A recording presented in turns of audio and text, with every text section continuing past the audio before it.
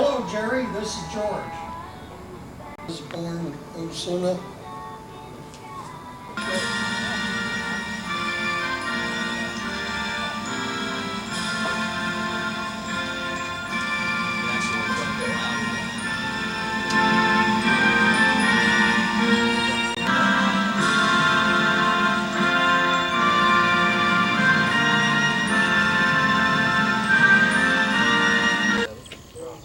We had more bricks.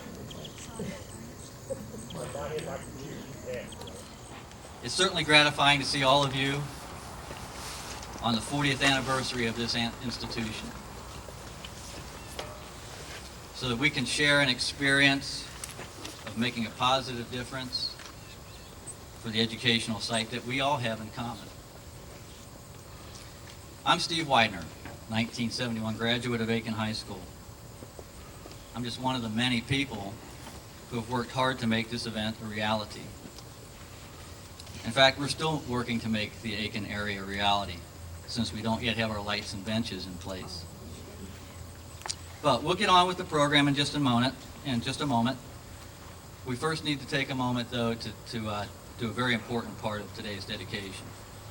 We're honored to be joined today by Vietnam Veterans Chapter 10, who will perform our flag raising.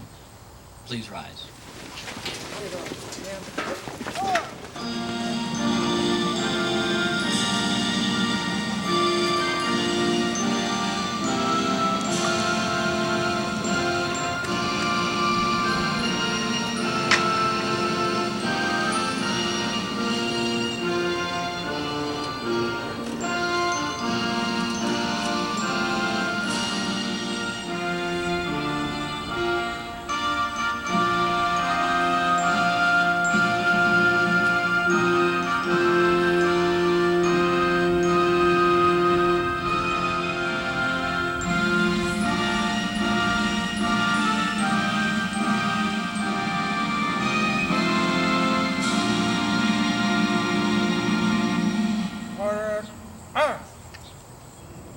Our first speaker is Mr. Tom Schurter. Tom attended OMI from 1948 through 1953 and graduated as cadet major. He was the highest ranked cadet officer, known as battalion commander. Please give him a warm welcome.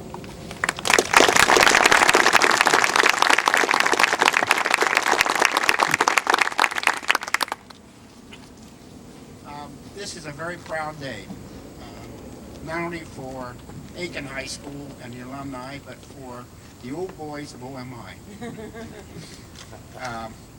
This is like coming home. This was home to many of us for many, many years.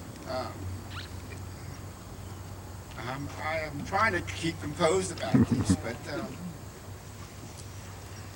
we were blessed with a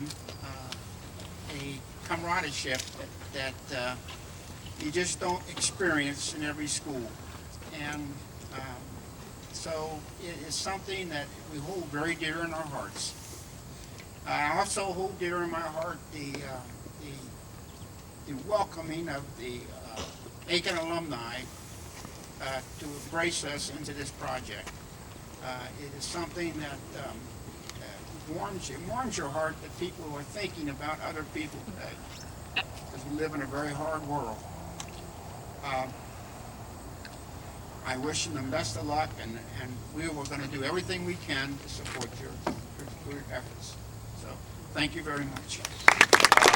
It's nice to be here, especially when I realized, I didn't think about it until this morning, but when I started coming and seeing the graduation dates of a number of the people from Aiken. I started teaching at LaSalle in 1968, so just down the road, and I lived at the end of Belmont Avenue, right around the corner on North Bend, for the last for 16 years, until about a year ago. So it's nice to be here this morning, and it is very nice to try to give something of a context for what's behind me. This has been a wonderful experience for me, because when I was called and asked to do this, I said, well, maybe I can figure out some way to draw some attention to this and I was put in touch with the people, the alumni from OMI, and have had a chance to meet a number of them, really take some time to focus on OMI, which I never had before, and my in-laws are from Mount Healthy, so I've heard talk about OMI from my wife and my mother-in-law, but I never had put the story together before. So this has been a very nice experience getting ready for this morning. And my goal here this morning is not so much to go through all of the elements of the history of the 5 institutions that are connected to this site, to do that in sketch form, but to give it some sort of context. And when I was thinking about this, when I think about a number of aspects of this story, what strikes me is that it's really an American story. And now the United States is a grand experiment, and we sometimes forget that it is an experiment. And it's an experiment in participatory democracy. It's an experiment in whether or not we can figure out ways to allow individuals to have destinies beyond the family of their birth. And it's an experiment to find out if we can create a whole new type of society, an intentional society. Most of the world still thinks of states being identified with single nations, single language groups, single cultural groups, single ethnic groups. That's what the Balkans is about. That's what's happening right now in the Caucasus. That's what's happening in Central Europe and in the Middle East. Every group wants its own state. In America, we've created a different type of place. It's an intentional community where people from all backgrounds, all ethnicities, all racial backgrounds can come together and be one place. The key to that experiment, in my mind, is education. None of those goals of the experiment, participatory democracy, individual opportunity, intentional community, none of that will work if we don't find an educational mode or modes that make people be able to be the citizens that it takes to run that kind of place. So that's really at the heart. And that's what this is about. It's about the story from the early 1830s today and into the future of experimenting and working with, in a flexible way, in a changing way, in a responsive way, trying to create educational models that at different times work for different groups of students to make them the citizens that would make this country work. And this is kind of an interesting place. There are places that have been connected in this country and with education for a lot longer, and you were mentioning the Harrison connection to the College of William and Mary. I'm a graduate of the College of William and Mary's graduate school, and of course that goes back to 1692. So there's places that are older, but I'm not sure I know a place that has 5 different institutions that are so different than this place, that is so responsive to the change and to the spirit of experimentation. Beginning in 1832 with Freeman Carey, out here on Hamilton Avenue in his home, teaching young people. And that happened in community after community all over the United States. But it must have been something special about Freeman Carey, because in a matter of just a few years, that school that started in his living room, and boarding students in his house, suddenly he had 120 students on his hands and needed to build buildings and create an institution. There must have been something about him as a teacher. And that's probably the underlying story of all of these schools.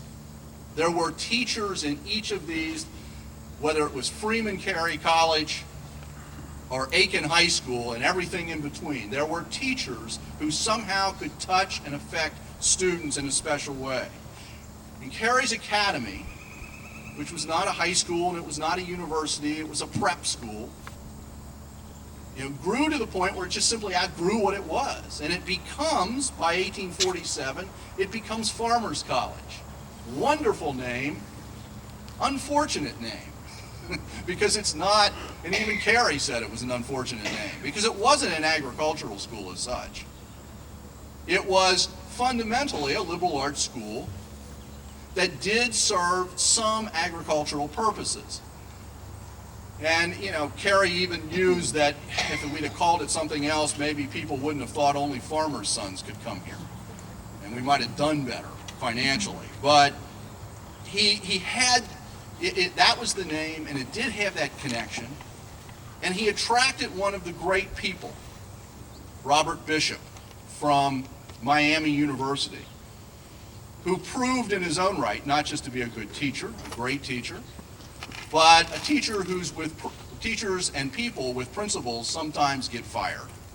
Because he was fired at Miami University as president. He was the first president of Miami University. He was fired because theologically he was in the new wing of the Presbyterian Church. He was an abolitionist who stood and had left Kentucky and stood for abolition at a time when the whole concept of abolition was just emerging. And he was against secret societies. In other words, fraternities. Which 10 years later, of course, Miami then flourished with fraternities and becomes the home of fraternities and sororities. But Bishop lost his job over that and is attracted to Farmers College and comes here and helps build it into something. And don't think of it just, 19th century, we put names on things, they sound like the same.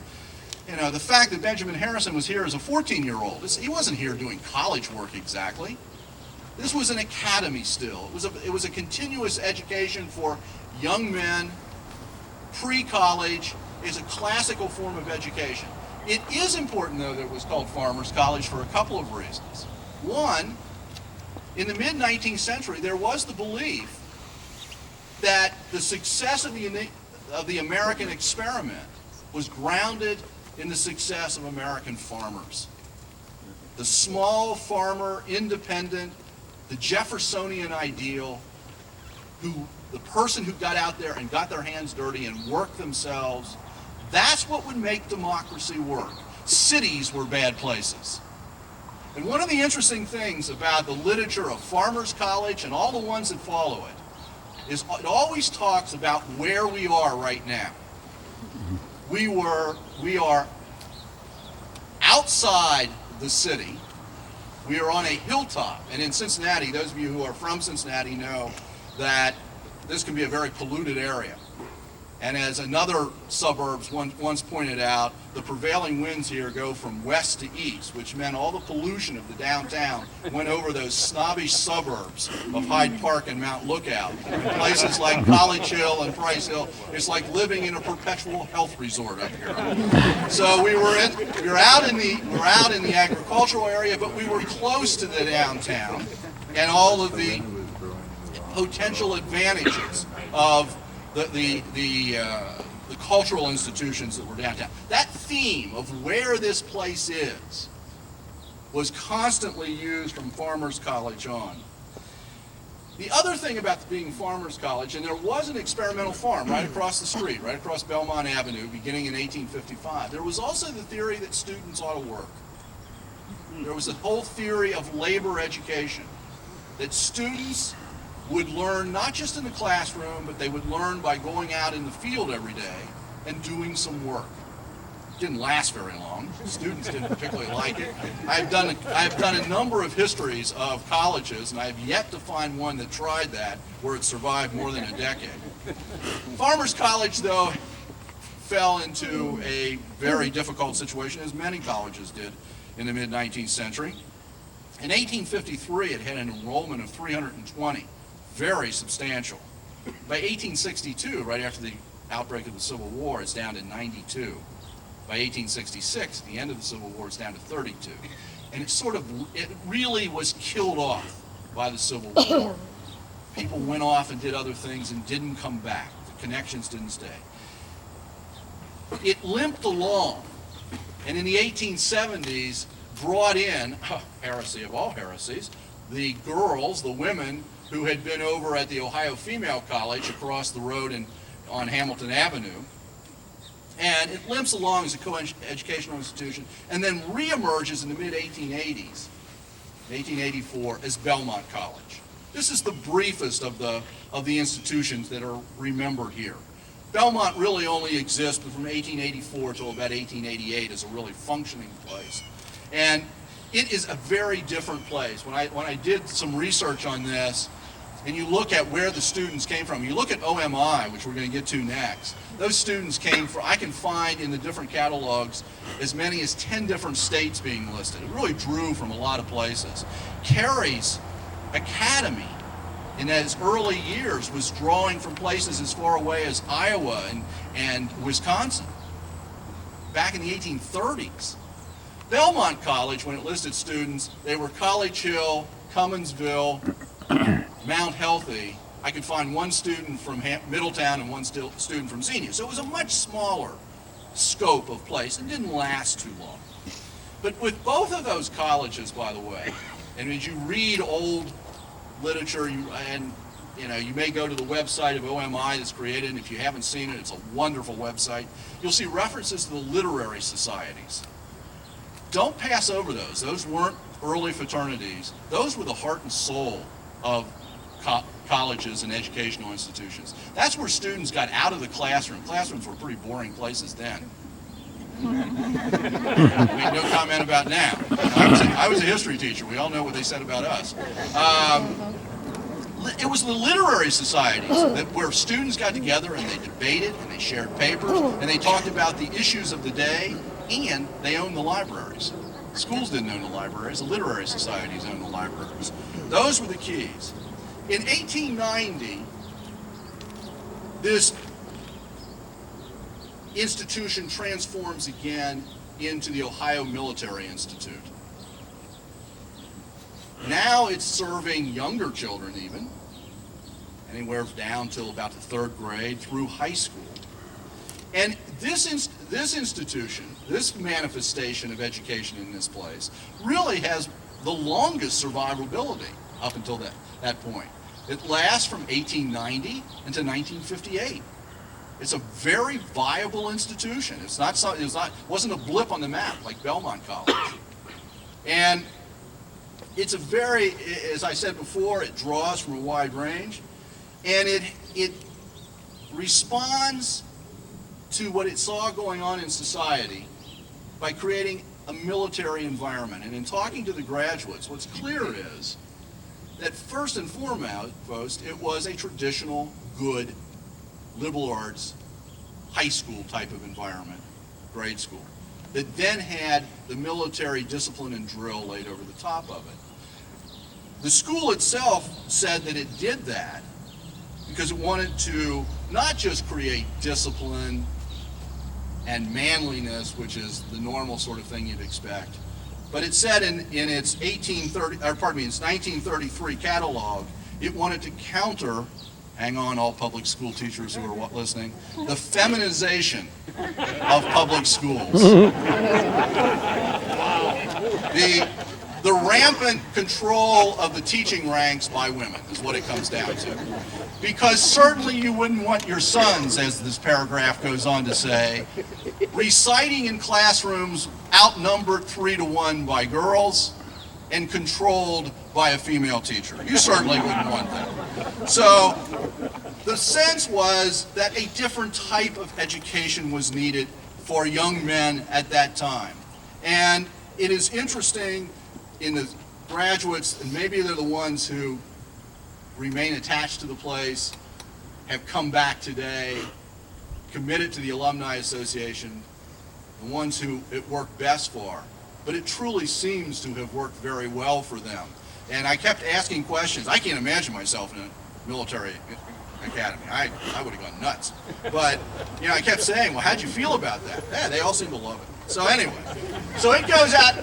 It finally closes after graduation in 1958, to the surprise of everybody. No announcement until several days after the last graduation ceremonies are conducted. And the Cincinnati Public Schools buys this site, originally 47 acres from OMI, and then they add more property to it the next year. And they build and open where what we see today in 1962, the first campus-style high school in the Cincinnati public school system. So now, 1832, the beginning of education here, 1962, the first public school. And if there's anything that is American, it is our commitment to public education.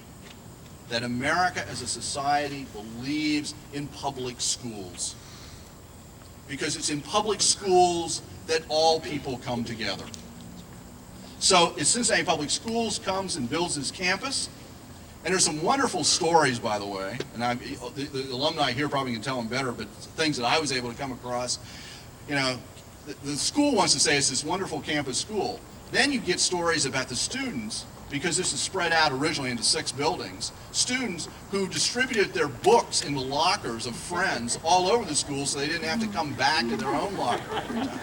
And how they made the campus work despite those crazy architects who designed it this way. But most importantly, this is a public school. This is a school that has always been at the center of the question of, in the 1960s, 70s, 80s, today, and in the future, how is Cincinnati, through its public schools, going to respond to the issue of diversity? How, as a society, in the last 4 decades, and in the coming decades, Aiken has been at the center of that question, both in terms, and those of you who have been around here know the terms of how to draw the lines, integration, desegregation. This school has been at the center, and this school has a special opportunity, it seems to me, to be at the center in the future of showing Cincinnati the way to make diversified education work to create citizenship that we need in the future, because that's really what it's about. We sometimes forget that America is an experiment, and experiments don't always succeed, they can fail. They only succeed if we keep working at them, and if the key is education, we have to not only rest on the history, but we have to remain committed to the future of education in this institution and at this site. Thank you very much. Does not have to predict our future. Encourage your classmates and friends to become part of this project by buying an engraved brick. We look forward to taking the proceeds and doing great things with it here at Aiken. And if you're so inclined, come talk to us today. I thought it was really inspirational. Thanks everyone for your support. Have a great day.